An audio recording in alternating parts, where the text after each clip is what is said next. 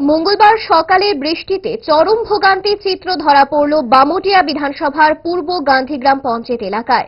অল্প বৃষ্টিতে গোটা এলাকা জলমগ্ন হয়ে পড়ে, ফলে নিত্যদিনের জীবনযাত্রা ব্যাহত হয় এবং বিপাকে পড়েন সাধারণ মানুষ। স্থানীয়দের অভিযোগ, দীর্ঘদিন ধরে এলাকার জল নিষ্কাশনের একমাত্র পথটি পঞ্চায়েত প্রধান মাটি ফেলে বন্ধ করে দিয়েছেন। যদিও জমিটি ব্যক্তিগত বলে দাবি করা হচ্ছে, তবু বিকল্প নিষ্কাশনের ব্যবস্থা না করায় প্রশ্ন উঠছে জনপ্রতিনিধিদের ভূমিকা নিয়ে।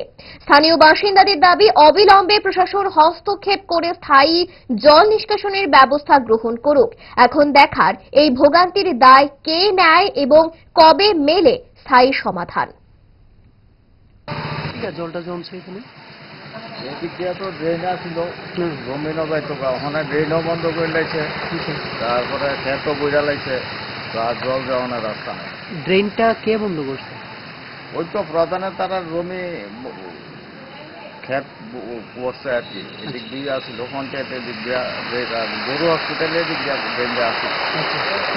মানে যে ড্রেনটা বন্ধ করছে, এই ড্রেনটা কি মানে প্রধানের নিজের জায়গা নাকি সরকারি জায়গা? না, ড্রেন তো ওখানে সেদিকে বন্ধ করছে, মানে এই ড্রেন দিয়ে আর কোনো জল যায় না। আচ্ছা, জমি বোঝা লইছে আর কি। উনি জল যাওয়ার কোনো বিকল্প রাস্তার লেগে রাস্তা নাই।